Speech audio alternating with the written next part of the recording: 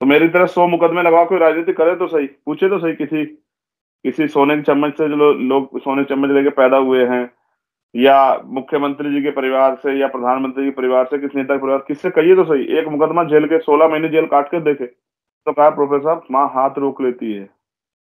पड़ोसी के भी यहाँ पे झगड़ा हो ना, बचाने के लिए कोई जाए तो हाथ रोक लेती है। दूसरे की लड़ाई में तो, अपनी लड़ाई तो हर आदमी लड़ सकता है। तो ये मेरी लड़ाई नहीं है। मुझे तो ये भी नहीं पता, मैंने आपसे पहले भी कहा आपके इंटरव्यू में, कल कौन सी गोली मेरा इंतजार कर रही है मुझे नहीं पता। यही जुनून, यही ख्वाब मेरा है, मैं वहां दिया जला दूं जहां अंधेरा है।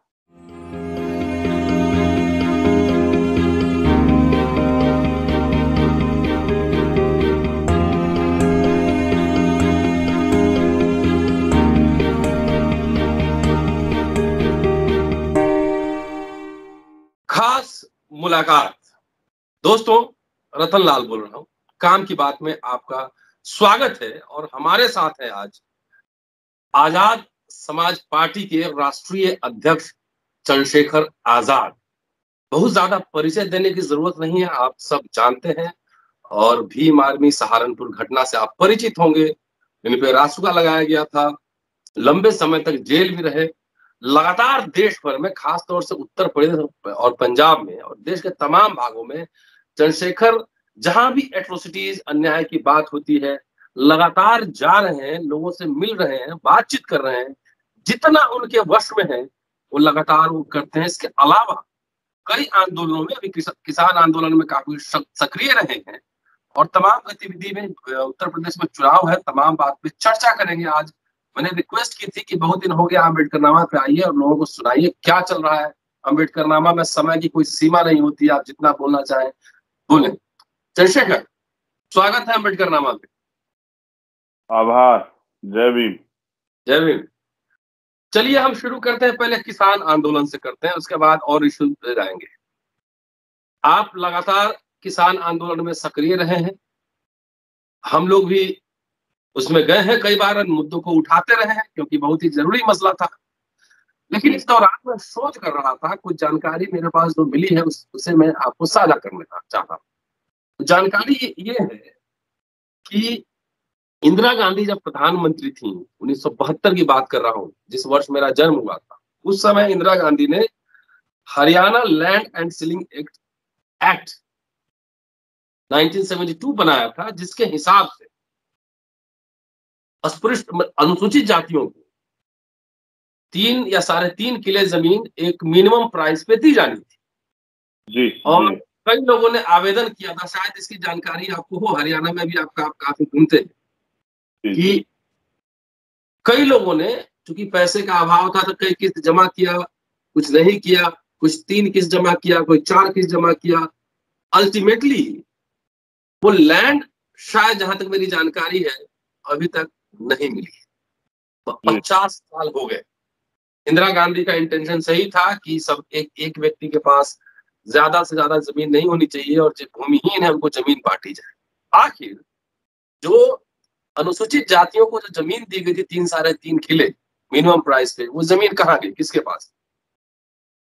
वो भूमाफियाओं के पास है, जमींदारों के पास है, जिन्होंने कुछ पैसे दे के वो जमीन अपने खेमे में ले ली। गांव देहात में अक्सर होता क्या है ना, कि जब कमजोर को, आर्थिक रूप से कमजोर व्यक्ति को, मजदूर व्यक्ति को, उनको किस चीज की जरूरत पड़ती है, शादी में, या अचानक परिवार में कोई बीमार हो जाए, या बच्चे की फीस देनी हो, तो वो उस तरह से किसी साहूकार से, किसी जमींदार से उधार ले लेता है। में उधारी का एक एवज होता है कि किसके बदले आप चुकाओगे अगर नहीं दे पाए।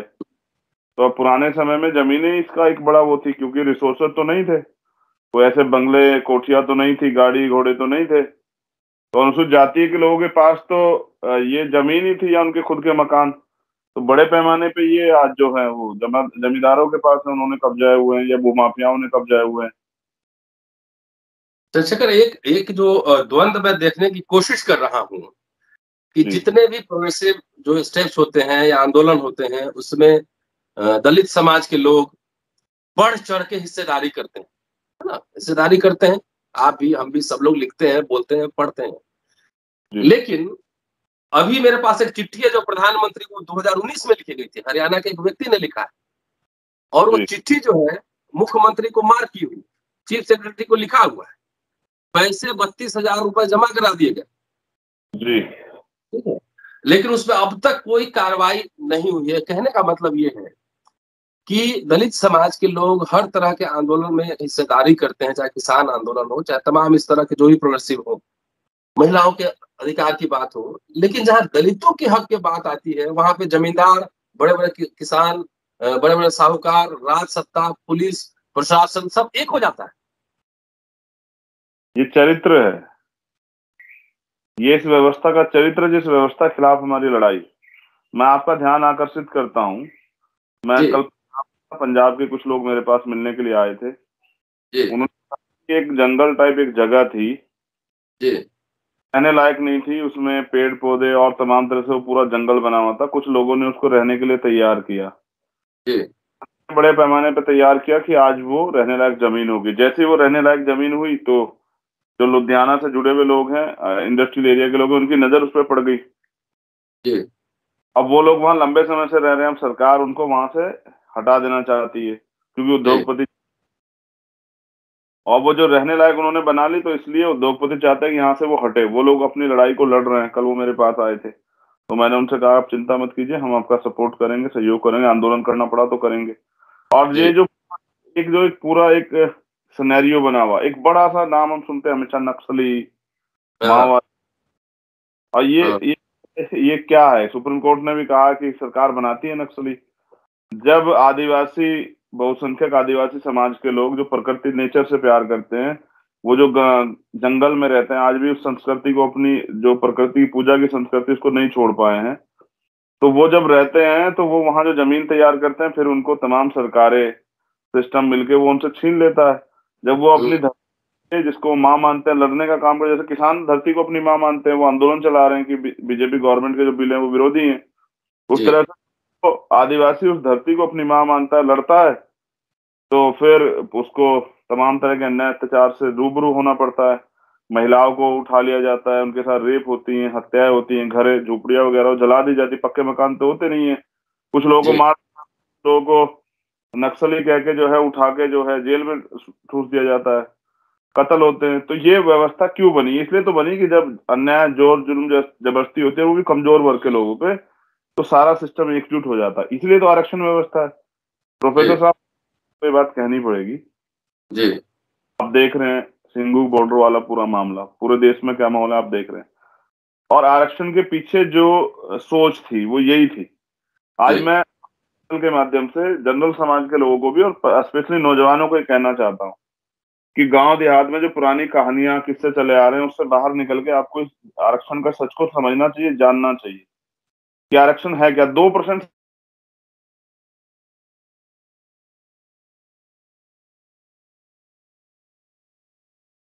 जो अपराध कर रहा है और जो न्याय देने की प्रक्रिया में, जब वो एक ही विचारधारा के लोग हो जाएंगे तो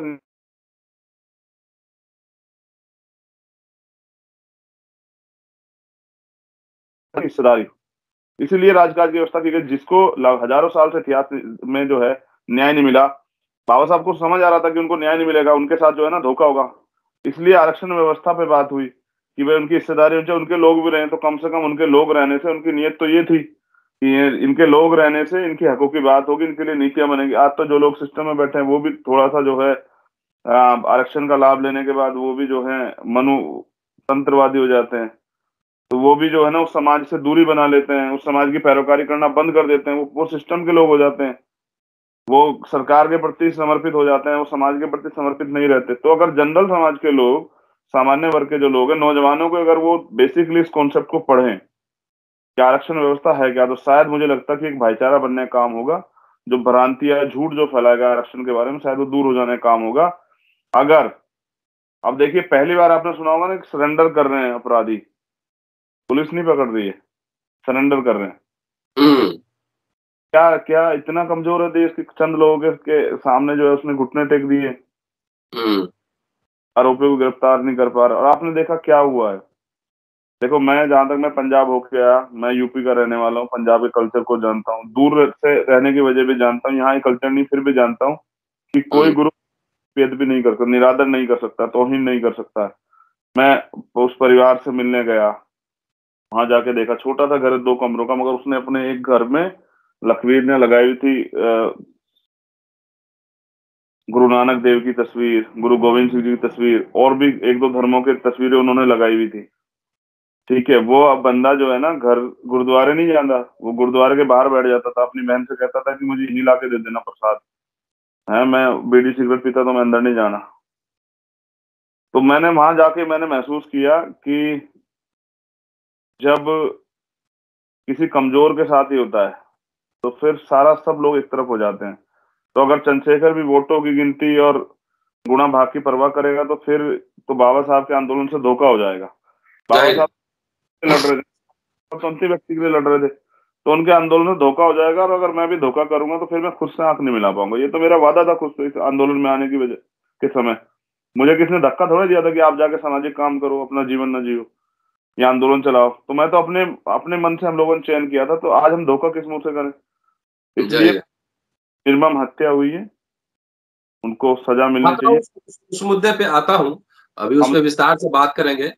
ये एक शब्द आपने इस्तेमाल किया है, मुझे लगता है थोड़ा सा करेक्शन करने की जरूरत है। जी यहाँ सामान्य वर्ग, जनरल वर्ग कुछ नहीं है, सब जात आरक्षण के दायरे में है, चाहे हिंदू हो मुसलमान हो। 10% जब जनरल आरक्षण आ गया तो सारे जातियां आरक्षित वर्ग में, और जो युवा है उसको असवर्ण कहिए, आरक्षित सवर्ण, और जो युवा है it is open for everyone, me you everyone. बहरहाल चलिए आगे चलते हैं। आप अभी पंजाब गए थे, आपने चन्नी साहब को, मुख्यमंत्री को चिट्ठी लिखा है, उसमें 3 डिमांड आपने रखा है कि सीबीआई जांच के लिए रिकमेंड किया जाए, 1 करोड़ रुपया दिया जाए, और फैमिली को चंडीगढ़ शिफ्ट किया जाए सुरक्षा कारणों से। जी देखिए जो निहंग है, जो नेता उनके हैं, उनकी तस्वीर कल सोशल मीडिया पे वायरल हो रही थी कि जुलाई में वो मंत्री से मिले हैं, केंद्र सरकार के भाजपा के मंत्री से मिले हैं, और उसके बाद शुरू से हम लोग कह रहे हैं कि इसमें जरूर कोई साजिश। मिले हैं, किसान के नेता कह रहे हैं कि हमने इनको बुलाया नहीं है, धार्मिक मोर्चा नहीं है। तो क्या आपको लगता है कि एक बड़ी साजिश के तहत ये घटना को अंजाम दिया गया है? मैं तो अपना स्टेटमेंट वहां दे के आया हूँ पंजाब में, जी कि उस परिवार से जब मैं मिला तो उनकी तकलीफ ये थी कि हम तो गुरु ग्रंथ साहिब को मानने वाले लोग हैं। जी ये सब कुछ कर सकता है, हम उसको मानते हैं कि बीड़ी सिगरेट पीता था वो, लेकिन वो गुरु ग्रंथ साहिब की बेइज्जती भी नहीं कर सकता है। पहली हम्म बात तो एक जिक्र आया कुछ संधू नाम का व्यक्ति, जो इससे उनकी बात होती थी, बेरोजगार आदमी थे, वो मंडी में काम करते थे, तो लगातार उनकी बात हो सकता है उन्होंने उनको कोई लालच दिया हो, या उनसे हम्म कहा हो। वो आदमी कभी किसान आंदोलन में आया नहीं, उस गांव से नहीं लोग आए किसान आंदोलन में। मुझे हम्म लोगों ने बताया कि भाई कोई गया नहीं है, और ये तो गया नहीं, इसका कोई ताल्लुक नहीं था। वो कह के 50 रुपए लेके मंडी का नाम लेके गया है कि मंडी में जा रहा हूँ, और फिर वो वहां से कैसे पहुंचा। और मोर्चे में 2-3 चीजों पे हमें गौर करना पड़ेगा बहुत। गुरु ग्रंथ साहिब बहुत इंपोर्टेंट ग्रंथ है, सिख धर्म के लोग उसको मानते हैं, दूसरे धर्म के लोग भी सम्मान करते हैं। वो जहाँ जिस मतलब वो बहुत इंपोर्टेंट जगह है जहाँ पे उनको रखा गया है, यहाँ जी पे रखा गया है। ऐसी जगह कोई नया आदमी कैसे जा सकता है, उसको किसने तब इजाजत दी। और वो आदमी जिसको जानकारी, जिसको आप मानते हैं कि भाई वो नशेड़ी था, और वो सब चीजें आप कह रहे हैं, तमाम लोग कह रहे हैं कि वो नशेड़ी था, तो नशेड़ी व्यक्ति को वहां जाने की इजाजत किसने दी, वहां सेवा की इजाजत किसने दी। ठीक है ना, तो बहुत बहुत सारी चीजें जो पर्दे के पीछे हैं। दूसरा, जैसे नियंग सिख नियंग कह रहे हैं कि भाई उसने बेदबी की, अब जैसे वो तस्वीर वायरल हुई कि वो मुलाकात की उन्होंने, अब वो अपना पक्ष रख रहे हैं। तो मैं सोच रहा था ना कि अगर हमें सच्चाई की तरफ जाना था, तो अगर लखवीर जिंदा होता तो सच्चाई पता लग जाती। हम्म मैंने वीडियो सुनी, वो अंतिम समय है उसका, वो 10 गुरुओं को याद कर रहा है, गुरबाणी को पढ़ रहा है, और वो कह रहा है कि मुझे जो है ना मुझे नीचे उतार दो। आदमी अपने अंत समय में कभी झूठ नहीं बोलता है, जब उसकी मौत उसको दिख रही होगी, नजदीक होती है। वो ये भी कह रहा है कि मैं बता दूंगा कि कौन कौन लोग मेरे साथ हैं, मैं सारी बात बता दूंगा, मुझे नीचे उतार दो। तो मुझे ऐसा लगा ना, एक मत से ये था ही नहीं कि वास्तविकता को जानने का किसी का प्रयास ही नहीं था कि क्या थी वास्तविकता। हम्म भाई अगर किसी को फांसी की सजा भी होती तो उसकी भी अंतिम इच्छा पूछी जाती। हम्म तो अगर आप सिखिज्म को देखोगे तो गुरु गोविंद सिंह ने उन लोगों को भी माफ किया जिनके पिता से उनके झगड़े रहे हैं, तमाम हत्याएं हुई, सब चीजें, उनके बच्चों को भी उन्होंने माफ कर दिया। तो एक आदमी वो जब वो कह रहा था उसकी बात क्यों नहीं सुनवाई? सबका ध्यान ये क्यों नहीं था कि भाई एक आदमी को ने इसके पीछे कौन लोग हैं, इस घटना के और लोग कौन लोग जुड़े हुए हैं, क्या इसका मूल उद्देश्य क्या था? कोई आदमी पंजाब से चल के यहाँ बेदबी करने तो नहीं आएगा। आप सहारनपुर आके तो मुझे जो है ना कुछ नहीं कहेंगे, जो कुछ कहना आप वहां से कह लेंगे। अगर आप मुझसे हैं या आपके मन में मुझको लेकर शिकायत है तो ये बात आप वहां से भी कर सकते हैं, फोन पे भी कर सकते हैं। इसका मतलब ये तो नहीं कि आप वहां से चल के आएंगे छुटमलपुर आकर मेरे घर पे आकर चंद्रशेखर तुमसे ये नाराजगी है। हाँ, तो सारे जिसका जो गलत नीयत है वो वहां से भी कर सकता है, किसी को आरोप लगाना है, कुछ गलत कहना है। तो मैं समझता हूँ इसके पीछे बड़ी एक कॉन्स्पिरेसी है। असल उद्देश्य मुझे लगता है कि भिड़ाने का है। पंजाब में, यूपी में इलेक्शन है, किसान लोग बीजेपी के विरुद्ध हैं, दलितों को और किसानों को टारगेट करके पुलिस का जो बयान है कि वो अनुसूचित जाति का, पहली बार हमने सुना कि पुलिस बताती कि है ना, मैंने लिखा था उसपे। ऐसा लगता है जैसे सब लोगों ने मिलकर तय करके। अच्छा, एक और चीज इंपोर्टेंट ध्यान दीजिए, LIU है, इंटेलिजेंस है, सारी एजेंसियां हैं वहां, स्पेशल सेल है। किसानों का खुद का कहना है कि वो हमारे टेंटों में ताश खेलते रहते हैं बैठ के, आम का के। ठीक है, तो वो 2-2.5 घंटे वो आदमी अगर जिसका हाथ कटा चिल्लाया होगा, पैर कटा चिल्लाया होगा, कैसे उसकी चीख नहीं गई उनके पास तक? कैसे उन्होंने उसको बचाने का प्रयास नहीं किया? मतलब कुल मिला के सब लोग उसको बचाने के फेवर में नहीं थे कि वो जिंदा रहे। जिंदा रहता, जैसे मनीषा का आपको याद होगा, हम लोग प्रयास कर रहे थे कि मनीषा की जान बच जाए। जब हम यहाँ लेके आने, दिल्ली लाने का प्रयास करते, वो खुद बता देगी। और सर पुलिस कह रही थी कि रेप नहीं हुआ, हत्या नहीं हुई, ये नहीं हुआ, मारपीट नहीं हुई। तो मैं कह रहा था कि इसको इसको ठीक हो जाने दो, ये खुद बता देगी किसने क्या किया, कौन नहीं था, वो तो बोलने लग जाएगी। तो इसलिए किसी का प्रयास नहीं था, पुलिस भी इंतजार कर रही थी कि वो मर जाए और बाद में जाके वो लोग इस तरह की उस पर चीजों पे बात करें। बहुत इंपॉर्टेंट था, सब लोगों का प्रयास ये था। और जैसे अभी एक दो फोटो मैंने और देखे, RSS का भी अपना एक तंत्र है जिसमें तमाम तरह के, जिसमें मुस्लिम भी हैं उनका संगठन में, उसमें सिख भी हैं, सब लोग हैं। कौन आदमी किस उद्देश्य से कहाँ लगाएगा, इसको कैसे तय आप कर सकते हैं? ना मैं कर सकता ना आप कर सकते। आप तो जानते हैं ना, सत्ता का चाल से, सत्ता के लोग कत्ल कराते, दंगे कराते, ये कौन सा बड़ा काम है? ये प्लांट है, जांच होनी चाहिए। मैं इतिहास का छात्र हूँ और घटनाओं का लिंकेजेस जोड़ना हम लोग थोड़ा बहुत सीखे। देखिए, कई घटनाक्रम एक साथ हो रही। जुलाई में निहंग जो सिख हैं और उनके नेता मिलते हैं मिनिस्टर से। पंजाब में दलित मुख्यमंत्री बन रहे हैं। दलित किसान आंदोलन के समर्थन में सड़कों पे हैं और तमाम ये घटनाएं हो रही एक साथ। तो क्या ऐसा लगता है कि जानबूझ के एक कमजोर व्यक्ति को लाकर और उत्तर प्रदेश और पंजाब के इलेक्शन के दरमियान उसको एक तरह से टारगेट किया गया कि ये एकता भंग हो क्योंकि वहां CM सिख है? अच्छा, वो जो आप बात कर रहे हैं, मैंने कल परसों बात की थी कि हम लोग एक्टिविस्ट हैं और हम लोग थोड़ा धरना भी करते हैं तो CID वाले और थाने वाले और तमाम 10 बार पूछते हैं। वहाँ हाई प्रोफाइल जोन है, वहाँ CBI के लोग भी होंगे, IB के लोग भी होंगे, तमाम इंटेलिजेंस एजेंसी के लोग रहे होंगे। तो क्या ये उनका फेलियर नहीं है? क्या उनके ऊपर एक्शन नहीं होना चाहिए? सर देखिए ना, ईमानदारी की बात बताता हूँ ना, हम लोग दिल्ली जाते हैं, इतना सुरक्षा तंत्र कमजोर है हमारा, और वो सुरक्षा तंत्र लगाए सरकार उन लोगों के खिलाफ जिनके खिलाफ उनको काम करना। वैसे तो यहाँ वो जो है दूसरे देशों के एजेंसी का यूज करके मोबाइल का डाटा भी निकलवा लेते हैं सरकार के लोग, है दूसरों निजता को भी हैं। तो यहाँ इतना बड़ा, वो 2 घंटे क्या, कौन कैसे सो रहे थे? मैं कैसे मानूं कि सो रहे थे? आप जानबूझ के आंख बंद करके लेते थे कि होने दीजिए, फिर इस पे हमें वो काम करना जो सरकार चाहती। एक तरफ और मैं आपका ध्यान आकर्षित करता हूँ, आप कह रहे हैं मुख्यमंत्री बना, सब चीजें ठीक है, तकलीफ तो हुई है ना सिस्टम को। मैं तो, लोग कह रहे हैं, कुछ लोग नहीं कह पा रहे हैं। जिन लोगों को इस देश में 50 संविधान से पहले बहुत कुछ आजादी नहीं थी, आज वो लोग चीफ मिनिस्टर बन रहे, तो तकलीफ तो हो रही है सिस्टम को। अच्छा, एक और चीज आप अगर इसे नोटिस करेंगे ना, मैं होके आया, मैं देख के आया, लेकिन मेरी जो समझ में आया, मैंने उनको भी पत्र लिखा, आपने जिक्र किया, मैंने, मुख्यमंत्री हैं वो, दलित समाज से आते हैं, अभिभावक हैं पूरे पंजाब के, कोई जवाब नहीं आया। No single comment. आप नहीं जा पा रहे हैं, आपकी राजनीतिक मजबूरी हो सकती है, लेकिन प्रशासन के जरिए तो आप उनकी मदद करा सकते हैं, उनके जीवन करा सकते हैं। आज वो परिवार चाहता है कि कलंक उनके ऊपर से धुले, वो चाहते हैं जांच हो, क्योंकि वो कहते हैं उनकी 3 बच्ची हैं, उनकी बहन की 1 बच्ची है। हम पूरी जिंदगी ये रहेगा कि भाई ये वो परिवार है जिन्होंने गुरु ग्रंथ साहिब की बेदबी की थी।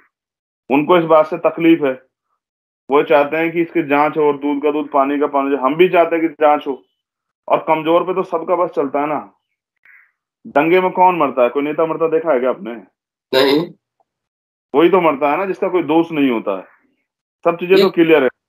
आज मैं एक आज हरियाणा के मुख्यमंत्री जी को पत्र लिखूंगा।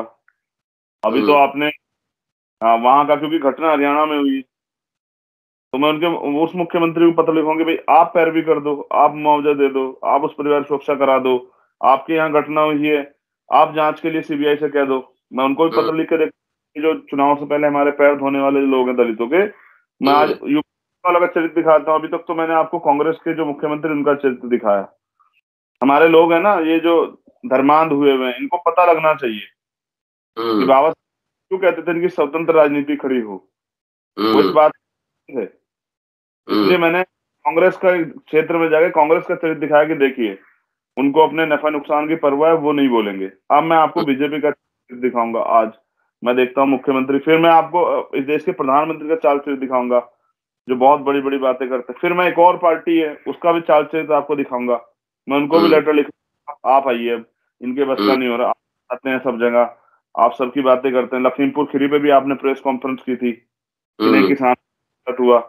मैं ये समझता हूँ कि अब समय आ गया है कि मोहरों की पोल खुलनी चाहिए, मुखौटों की पोल खुलनी चाहिए, और वास्तविक लोगों पे जनता, हमारे समाज को, बहुजन समाज को वास्तविक लोगों के साथ खड़ा होना चाहिए, इससे पहले कि देर हो जाए, हम पे ये अधिकार भी ना बचे जिनके भरोसे आज हम लड़ पा रहे हैं। चंद्रशेखर, आप गए थे लखवीर के गांव, और हम लोग समझते हैं क्रिमिनल साइकोलॉजी एक होता है कि 30 साल में आदमी जाके ऐसे जाके बेअदबी नहीं, उसके पहले उसका कोई इस तरह का रिकॉर्ड है कि कोई थाने में कंप्लेन हो, कोई बदमाशी किया हो, छेड़छाड़ किया हो, मारपीट किया हो, गांव में बेअदबी किया हो, कुछ इसके पहले कोई ट्रेस है? हाँ, ट्रेस है उसका थोड़ा सा। हम्म। क्या आपने कभी किस देखा है किसी कमजोर को गांव में अपने ऊपर अन्याय अत्याचार के खिलाफ आवाज उठाते? ना। तो गांव सर्कल से आते हैं ना उसका। मैं वही आपका ध्यान उधर ले जा रहा हूँ जो आप जानना चाहते हैं। जहां इतनी तानाशाही हो, वहां एक कमजोर वर्ग का व्यक्ति कैसे बोल सकता है?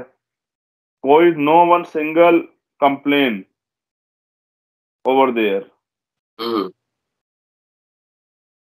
उसके खिलाफ कोई सिंगल कंप्लेन आज तक की नहीं है कि उसने किस तरह कोई काम किया, किसी को सताया, कोई गलत चीज की हो, हम्म, किसी भी धर्म के खिलाफ कोई नहीं। और सब क्या, किस धर्म की बात कर रहे हैं हम लोग? धर्म क्या हम्म, होता है? धर्म इंसानों के लिए होता है, हम्म, इंसान का ही होता है। धर्म तो जोड़ता है, धर्म तो राह हम्म, दिखाता जाहिर। है। तो धर्म धर्म कत्ल करने की इजाजत कहाँ देता है धर्म? और जो देता है उसको उसको कितने लोग स्वीकार करेंगे? हमें तो, मैंने कही मीडिया से, वहां मेन स्ट्रीम मीडिया से, कि क्या जिस तरह का कल्चर था सिखिज्म का गुरुद्वारे में, कोई भी आदमी आके, हम चर्चा कर रहे थे कि गुरुद्वारे में, जैसे ये एक मामला हुआ था गाजियाबाद में, कि एक मुस्लिम लड़का घुस गया था मंदिर में, तो उसके साथ मारपीट हुई थी। हम्म, तब ये हम्म, गुरुद्वारा के गेट खुले में, कोई आ जाओ। हम्म, अब डर ये लगता है कि किसी को, जैसे आपसे, आपको मुझसे रंजिश है, और आप मेरे ऊपर आरोप लगा दो कि चंद्रशेखर वहां गए हैं गुरुद्वारा मत्था टेकने, उन्होंने तो गुरु ग्रंथ साहब की बेइज्जती की। हाँ। कोई नहीं तो कोई मेरा कत्ल कर देगा। मैं कहां से प्रूफ करूंगा कि भाई मैंने बेइज्जती नहीं की? मैं को दिल चीर के दिखाना, हनुमान तो नहीं हूं कि भाई हम्म, रुको, देखो मैं दिल चीर के दिखा, नहीं मैंने नहीं की है। हम तो विचारधारा को मानने वाले लोग हैं, हम तो महापुरुषों को मानने वाले लोग हैं, गुरुओं संतों को मानने वाले लोग हैं। तो सदगुरु रविदास जी महाराज की बाणियां हैं गुरु ग्रंथ साहिब में, हम किस तरह से इस तरह का वो कर सकते हैं? हम तो वो लोग हैं जिनको सालों, हजारों सालों से घुसने नहीं दिया गया था। अभी भी हमारे लोगों ने उड़ीसा में तोड़ के वो घुसे कर्नाटक में। तो मैं, मुझे उन्होंने कहा कि भैया हमने कर दिखाया। तो मैंने उनसे कहा कि ठीक है, मैं तो चाहता हूँ कि बाबा साहब ने हमें कहा कि मंदिरों से जान रास्ते नहीं खुलेंगे। रास्ते खुलेंगे जब आप यूनिवर्सिटियों में जाओगे, कॉलेजेस में जाओगे, आप विधानसभा लोकसभा में जाओगे, तब आपकी तरक्की के रास्ते खुलेंगे। तो मैंने कहा आपको क्यों महसूस हुआ? कह रहे कि जब से आजाद हुआ उससे पहले तक भी इसमें दलित समाज के लोग नहीं घुस सकते थे। हमें ये अंदर से वो थी कि समानता के अधिकार अब तो संविधान में, फिर क्यों नहीं जा सकते हैं? हम जाए या न जाए अलग बात है, लेकिन हम जा सकते हैं, ये हमें देखना था। तो मैंने कहा ठीक है, अच्छा किया। Democratic right. हाँ, कहा कि बाबा साहब भी तो गए थे कालाराम मंदिर। तो मैंने कहा ठीक है, बाबा साहब बस ये बताने के लिए गए थे कि हमें समानता का अधिकार है, बाकी हमारे रास्ते कहाँ से खुलने, ये मैंने कहा बाबा साहब बता के गए। तो उन्होंने कहा ठीक, हम इस पे सहमत हैं, अब हम वहां नहीं जा रहे हैं, लेकिन हमने ये बता दिया कि हम कमजोर नहीं रहे। अब संविधान से हमें ताकत मिली है, उस ताकत के जरिए हम लोग प्रयोग करेंगे राइट्स का। जो हमारे फंडामेंटल ड्यूटियां हैं, कर्तव्य हैं और फंडामेंटल राइट्स, उनका प्रयोग करना हम जान रहे हैं। संविधान को, इसकी ताकत को समझ रहे हैं। तो अगर वहां कुछ हुआ भी था या किसी ने कोई अपराध भी किया था, तो उसके लिए सर संविधान है ना, उसके लिए आईपीसी है, कोर्ट है। हमारे यहाँ की स्टैचू रोज तोड़ी जाती है। सदगुरु रविदास महाराज के, भगवान वाल्मीकि महाराज, गुरु नानक देव, तमाम तरह से जो हमारे महापुरुष हैं उनकी स्टैचुएं तोड़ी जाती हैं, वेद भी की जाती है। मैं बस आपके चैनल के माध्यम से आज भगवान वाल्मीकि महाराज के का पावन प्रकट उत्सव, उसकी बधाई भी सभी को दे देता हूँ। लेकिन क्या अगर हर व्यक्ति अपने धर्म के बचाव में इस तरह से हथियार उठा लेगा तो क्या माहौल हो जाएगा देश का? तालिबानी होगा। तो ये भी समझने की बात है ना कि भाई, अगर किसी भी ग्रंथ को या किसी भी भगवान को हमारे जैसे सुरक्षा कर्मियों की जरूरत है, तो फिर कैसे चलेगा बताइए?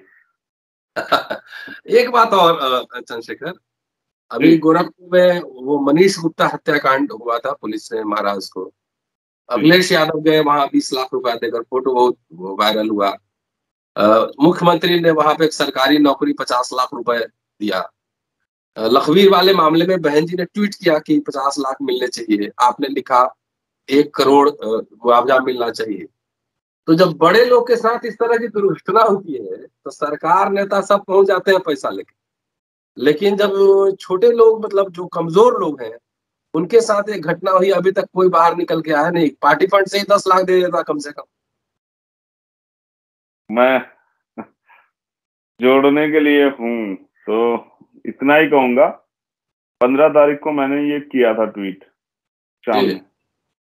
तबीयत ठीक नहीं थी, तो मैं जैसे उठा, मुझे पता लगा, तो मैंने ट्वीट किया 15 तारीख को। 16 तारीख को हमने वहां टीमें भेजी कि जाइए। मैंने अनाउंस कर दिया 15 तारीख की रात को ही कि टीम जाएगी, एक सिंगू बॉर्डर जाएगी और एक जाएगी लखनऊ। दोनों जगह की इंफॉर्मेशन कलेक्ट करके 16 तारीख को, 17 तारीख को हमें देगी। ये हमारा फाइनल। 17 तारीख को मेरी मेरठ में रैली भी थी। उसके बाद हमारी जो जिन नेता के संरक्षण में हमने पहले काम किया, उन्होंने 16 तारीख को उन्होंने ट्वीट किया। 15 तारीख को पूरा गुना भाग करके उन्होंने देख लिया कि अब करना पड़ेगा, क्योंकि चंद्रशेखर अब लड़ने के लिए आ गया है। कोई भी कहे चंद्रशेखर से निपटेगा, हम तो बाद के लोग हैं, हमने तो उसके बाद किया भाई, चलो ठीक है। बाकी लोग तो इतनी जुटा पाए ना, कोई जा पाया। ये इस देश में जाति का बड़ा मामला है। अगर वही प्रकाश का होता तो शायद बहुत सारे लोग चले जाते, नहीं जाते तो पिछले दरवाजे कर देते, किसी को भेज के मदद कर देते, लेकिन नहीं जा पाए। फिर 17 तारीख को रैली खत्म करते मेरठ से, मैं तुरंत निकल गया था सीधे। रात में स्टे किया, लेट होने के बाद 1 बजे, फिर सुबह चला और 7:15 बजे चलने के बाद जो है 12 बजे उनके घर पहुंचे। फिर वापस लौटे लुधियाना। बीमार भी हो गया तो अब यहाँ पहुंचा। फिर कल जौनपुर में रैली, अब जौनपुर जा रहा हूँ। लेकिन इस कड़ी में अगर नोटिस करोगे, जो बहुत इंपॉर्टेंट है, यहाँ ट्वीट डिलीट भी हुए हैं। अच्छा।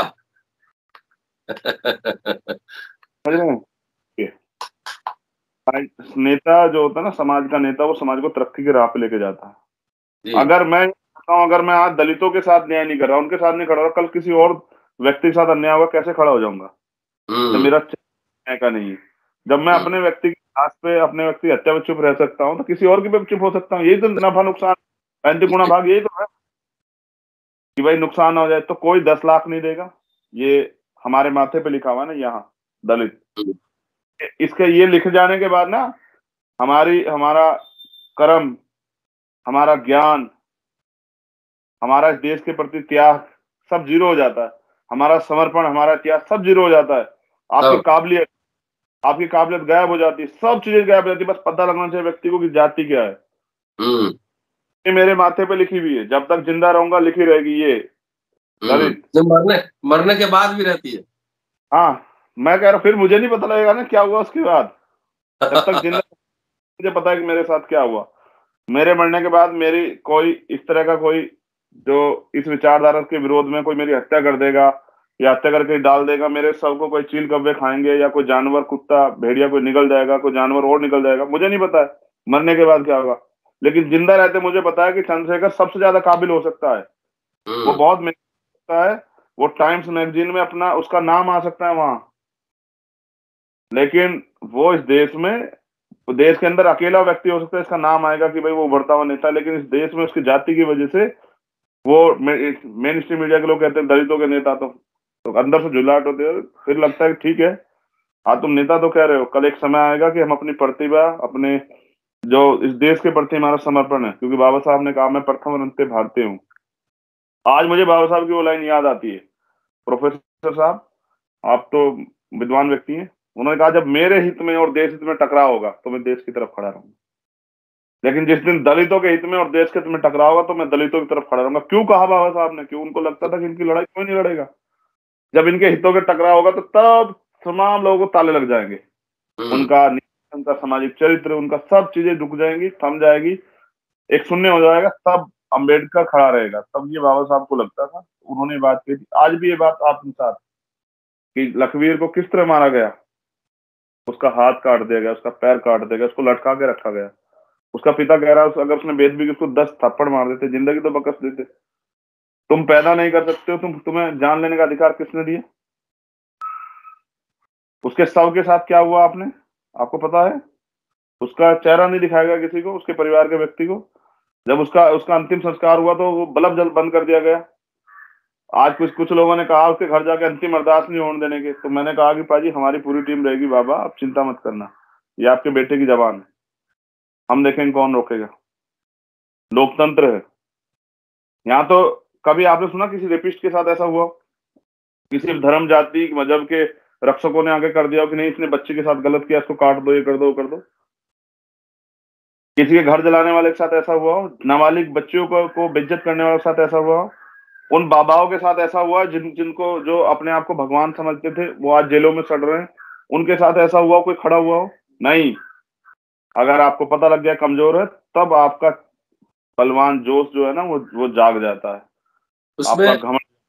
फिर उसमें आपको ये एक किताब है, अभी मैंने हिंदी अनुवाद किया है, अरुंधति रॉय की किताब है, एक था डॉक्टर एंड द सेंट, उसका अनुवाद हमने किया था, एक था डॉक्टर एकता संत। उसमें एक बेहतरीन लाइन उन्होंने लिखा है, मैं आपको सुनाना चाहता हूँ। उन्होंने लिखा है कि एक जब दलित का वध होता है, हत्या होता है, तो हत्या नहीं अनुष्ठानिक वध होता है।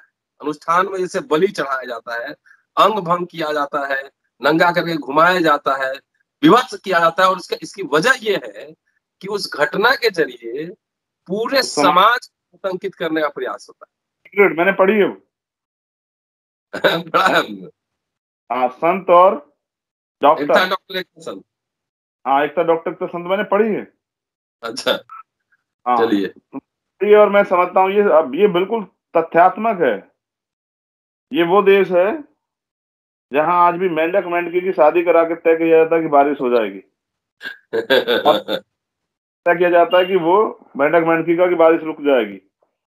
ये वो देश जहाँ मतलब तमाम तरह से पाखंडवाद हावी है। कोरोना माई का मंदिर बन गया, उसकी पूजा अनुष्ठान शुरू हो गया।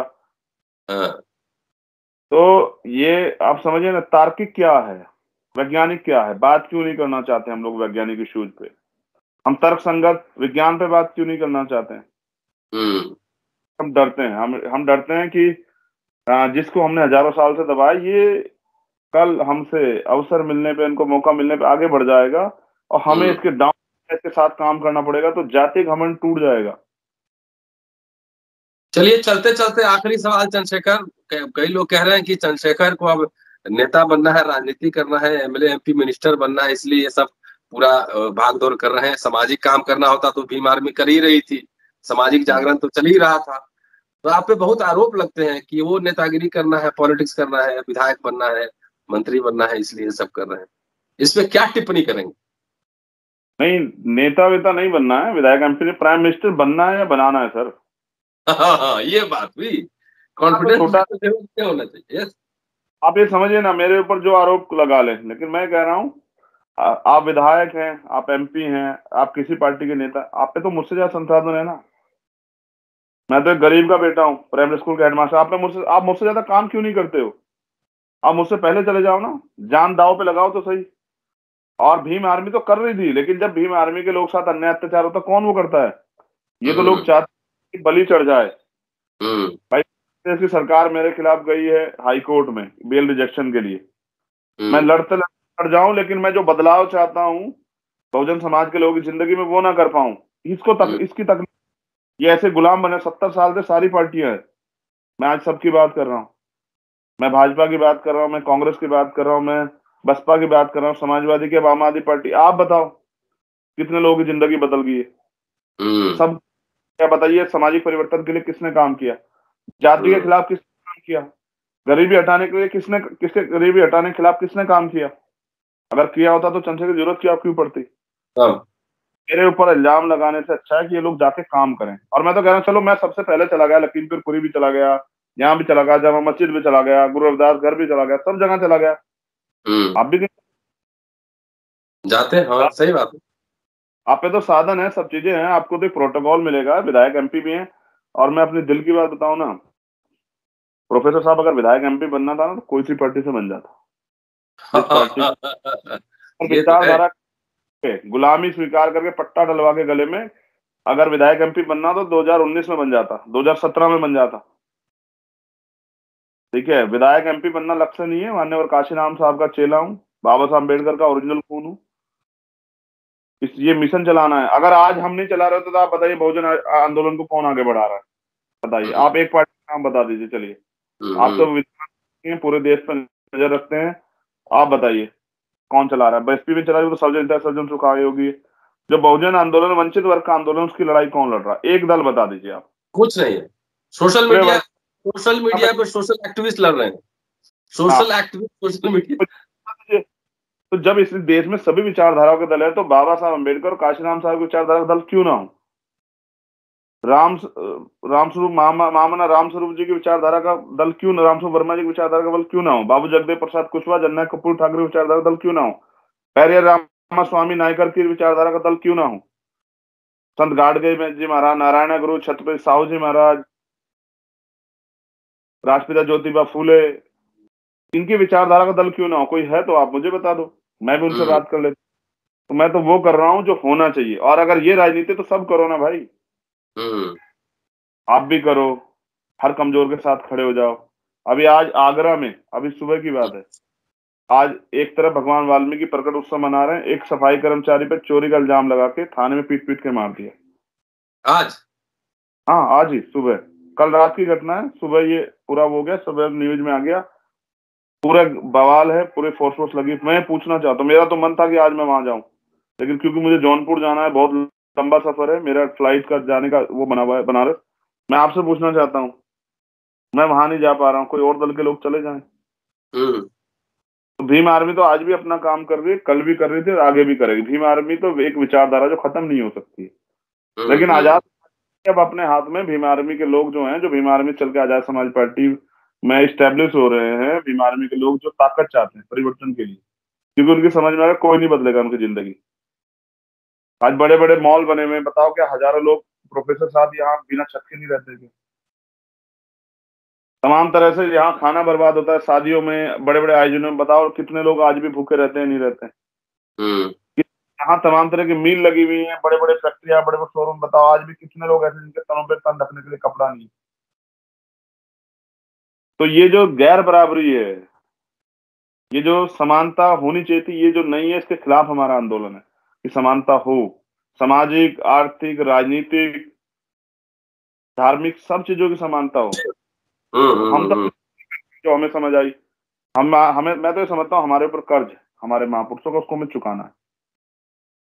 तो मेरी तरह 100 मुकदमे लगा, कोई राजनीति करे तो सही, पूछे तो सही, किसी किसी सोने के चम्मच से, जो लोग सोने के चम्मच लेके पैदा हुए हैं, या मुख्यमंत्री जी के परिवार से, या प्रधानमंत्री के परिवार से, किस नेता के परिवार, किससे कहिए तो सही, एक मुकदमा झेल के 16 महीने जेल काट के देखे।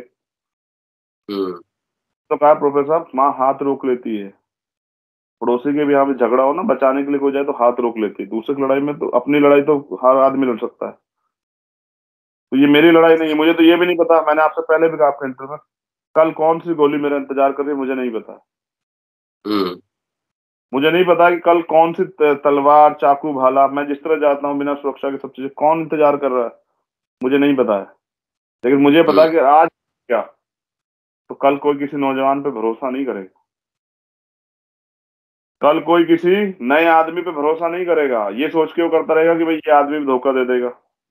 तो मैं उस भरोसे को बनाने के लिए कि नकारा ना जाए हम नौजवानों को इस देश में, राजनीति से भी, सभी फील्डों से, इसलिए हम लोग कर रहे हैं, ड्यूटी अदा कर रहे हैं। चलिए, आपको शुभकामनाएं, और अपनी सेहत सुरक्षा सबका ध्यान रखिए। और काम कर, चुनाव तो आते जाते रहते हैं, समाज को जिंदा रखना ये ज्यादा जरूरी है। चुनाव तो 5 साल में आता है, लेकिन सामाजिक राजनीतिक काम रोज होता है।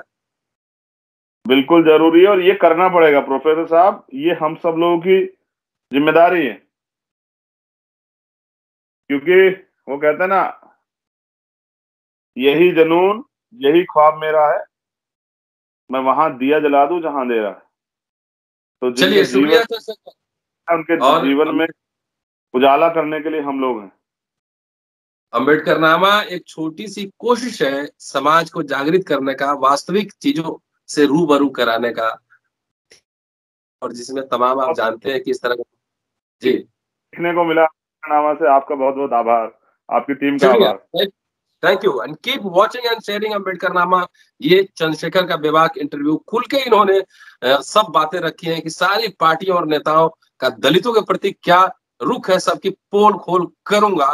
दूसरी बात, लखबीर के खिलाफ पहले कोई भी शिकायत ऐसी नहीं रही है। तो क्रिमिनल साइकोलॉजी के हिसाब से देखा जाए तो जो एक बेअदबी करता है उसके पहले भी इस तरह की कुछ उनके सिम्टम्स होने चाहिए। Keep watching and sharing Ambedkarnama. फिर आपसे अगले एपिसोड में मिलता हूं। शुक्रिया। जय भीम। जय